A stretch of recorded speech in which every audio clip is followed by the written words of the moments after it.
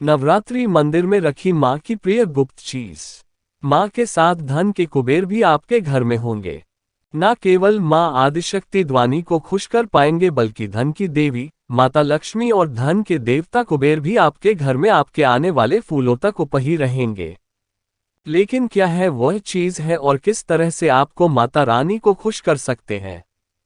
सर्दी ये नवरात्र में माता को प्रसन्न करने के कौन कौन से तरीके हैं? क्या केवल माता की के तरीके से मंदिर में रखने से आप देवी माता के साथ साथ कुबेर जी को भी खुद कर सकते हैं? स्वागत है आपका सीताराम टीवी पर। आगे बढ़ने से पहले वीडियो को लाइक और चैनल को सब्सक्राइब जरूर कर दें, जिससे कि श्री बागेश्वर व बालाजी की कृपा आप सदैव बनी रहे। चलिए वीडियो में आगे बढ़ते हैं। दोस्तों, हिंदू धर्म में साल में 4 बार नवरात्रि का त्योहार मनाया जाता है, जिनमें से राजनीतिक तौर पर मनाए जाते हैं, वहीं दोनों कहीं जाते हैं। पानी को प्रसन्न करने का एक विशेष महत्व होता है। अगर एक मंदिर में कुछ गुप्त की चीजें रख देते हैं तो आप न केवल देवी दुर्गा को खुश कर सकते हैं बल्कि धन के देवता कुबेर भी आपके घर में धन के भंडार भर सकते हैं। तो चलिए जानते हैं कि आखिर कौन सी है वह गुप्त चीजें। दोस्तों, गुरुजी के अनुसार नवरात्रि की पूजा में केले का विशेष महत्व होता है।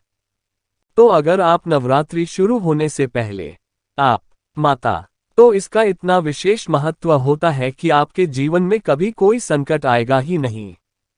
माता रानी के मंदिर में केले रखने से आपके परिवार को का सामना नहीं करना पड़ेगा, और क्योंकि केले पीले रंग के होते हैं तो इससे धन के देवता कुबेर भी प्रसन्न होते हैं और खुशी खुशी आपके घर में विराजमान रहते हैं। आप चाहे तो ब्राह्मणों को दूध के साथ केले का प्रसाद भी दान में दे सकते हैं, इससे भी आपको विशेष फल प्राप्त होगा। अगली चीज के बारे में गुरुजी का कहना है कि नवरात्रि के दौरान उधर और चावल की खीर बनाकर माता के मंदिर में उनका प्रसाद लगाने के बाद अगर कुमारी कन्या में बांटा जाता है तो भी इससे महाराज और माता लक्ष्मी के साथ साथ माता रानी जी आपसे प्रसन्न होती है और हमेशा आपके घर में विराजमान रहती है। किसी के साथ नवरात्रि पर आपको अपने घर के मंदिर में गुड़हल के फूल जरूर रखने चाहिए। गुड़हल के फूल माता रानी को विशेष तौर पर प्रिय होते हैं, तो इस बात का विशेष ख्याल रखें कि नवरात्रि शुरू होने से पहले ही आप अपने घर में गुड़हल का फूल लाकर रख दें और हर रोज माता रानी को गुड़हल का फूल जरूर अर्पित करें। इससे भी माता रानी प्रसन्न होती है और आप पर अपनी कृपा बनाए रखती है। दोस्तों, गुड़हल के फूल के अलावा अगर नवरात्रि के दौरान 9 दिन माता रानी को ब्राह्मी के पुष्प अर्पित किए जाते हैं। क्यों चला रही है? जो लोग नवरात्रि में माता रानी को पूरा मिकी पुरीरित करते हैं, ऐसे लोगों के जीवन में कभी कोई संकट नहीं आता और उन्हें रुपये पैसे से जुड़ी हुई कभी भी कोई परेशानी का सामना नहीं करना पड़ता। साथ ही ऐसे लोगों को कभी भी शारीरिक पीड़ा नहीं होती। तो नवरात्रि पर अपने घर के मंदिर में माता रानी को ब्राह्मण के पुष्प जरूर अर्पित करें। नवरात्रि में अगर आप घाटी स्थापना कर रहे हैं या फिर माता रानी की पूजा कर रहे हैं तो आप अपने घर के मंदिर में लाल कुमकुम जरूर रखते होंगे, लेकिन अगर आप नवरात्रि पर घर के मंदिर में लाल हल्दी मिलाकर रख देंगे और रोजाना का तिलक करेंगे तो इससे मिलने वाले परिणाम आपकी किस्मत बदल देंगे। क्योंकि हल्दी माता लक्ष्मी और कुबेर का सूचक होती है, वहीं लाल रंग की कुमकुम से माता शक्ति भवानी प्रसन्न होती है।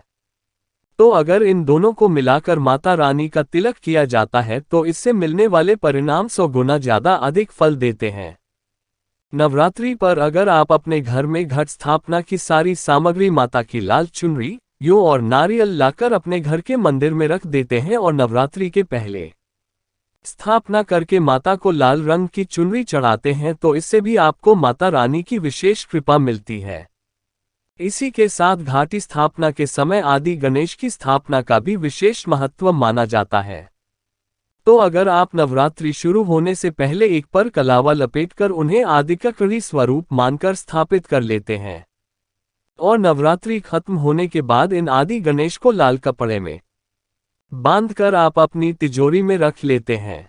पिता कुबेर स्थायी रूप से आपके घर में विराजमान रहते हैं और माता रानी की कृपा आपको हमेशा प्राप्त होती रहती है।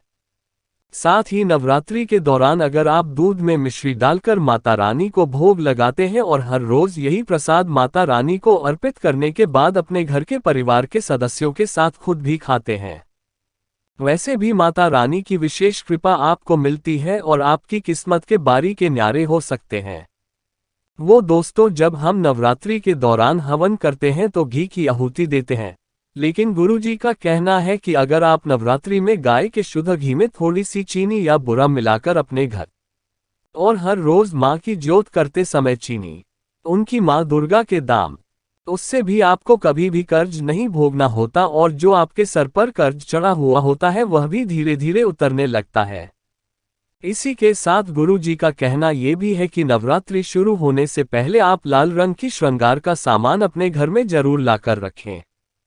रंगदार में आप लाल रंग की बिंदी, चूड़ी, माता की चुनरी, काजल और चोटिला जरूर लेकर आएं और सारे रख दे हमारे। और नवरात्रि के अंतिम दिन अगर आपको सभी श्रृंगार के सामान को किसी ब्राह्मण को दान में देते हैं तो भी इससे माता रानी विशेष स्वागत प्रसन्न होती है और आपके सुहाग पर अपनी कृपा बनाए रखती है।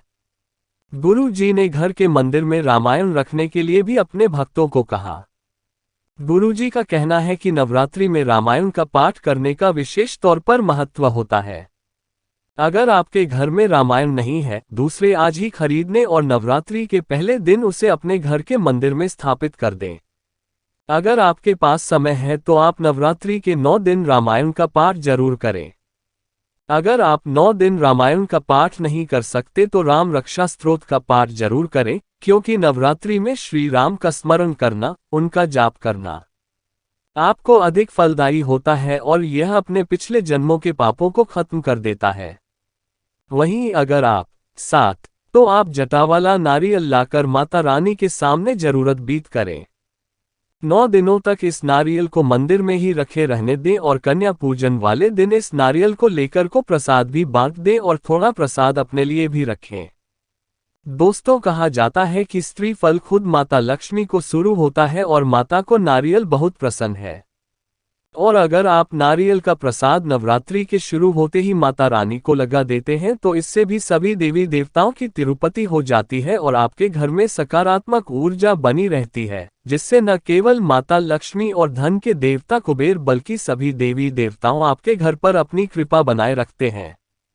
तो दोस्तों को यही थी गुरुजी की बताई हुई कुछ गुप्त वस्तुएं लाकर रख देनी चाहिए। अगर आपको ये चैनल को सब्सक्राइब करके वीडियो को लाइक करें और कमेंट बॉक्स में जय श्री राम, जय बागेश्वर धाम सरकार, जय हनुमान, जय सीताराम जरूर लिखें और इसे ज्यादा से ज्यादा शेयर करके बाकी लोगों तक भी पहुंचाए। तो मिलते हैं अगले वीडियो में। धन्यवाद।